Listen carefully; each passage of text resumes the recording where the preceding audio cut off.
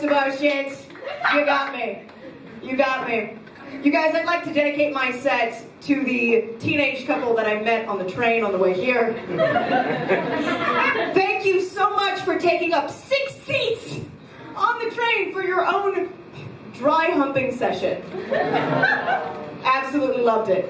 Has anybody here seen The Legend of Zorro? Yep. You reckon I kind of look like that right now? Yeah. Thank you. I just needed that affirmation. I really appreciate it.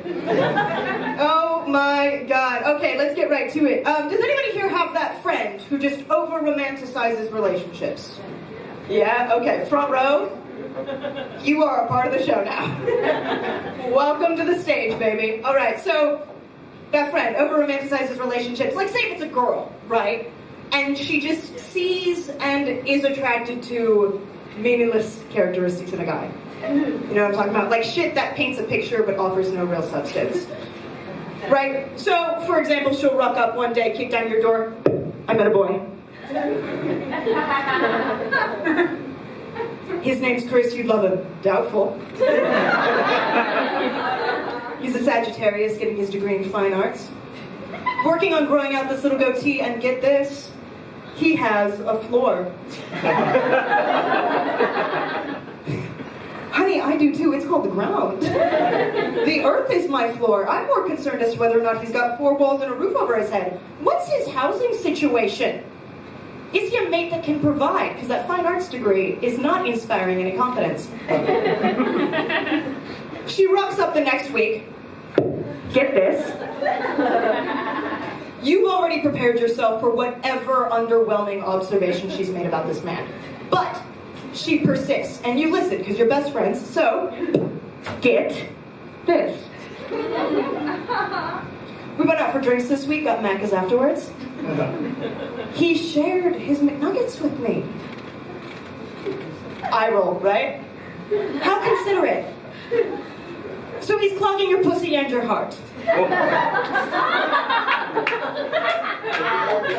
Does this guy contribute anything other than deep fat fried food to your life? Like, what about McNuggets of the brain? Does he have any of that? Anyway, moving on.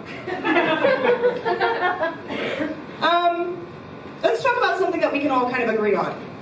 Tits. Right? Woo! Yes!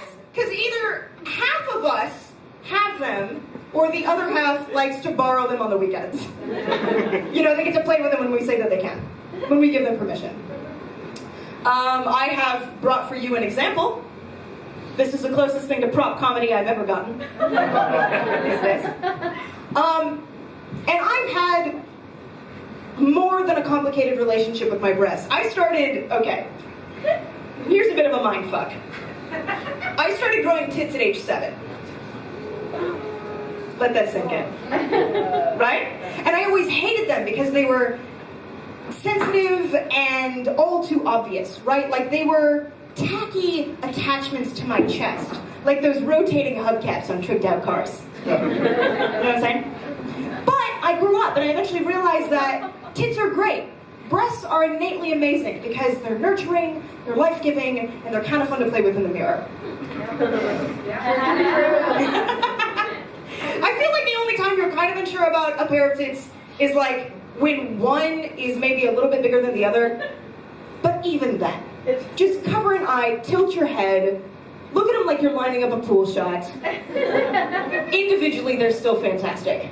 I mean, you see a cup half empty, I see a cup half full. I didn't realize how fast the set was going to go. So I actually don't have much else to talk about. I don't know. What do you reckon, front row? Were you the one talking about cats earlier? Yeah. Okay. Yeah. Do you want one? Sure. I would love to take on a stray cat. If I wasn't living in, my brother's basement right now, I would absolutely take it on. But I think that you guys have been absolutely wonderful, and I appreciate you all so much. Normally I'd say heaps more shit, but I'm feeling good, so we're gonna end it there. Please welcome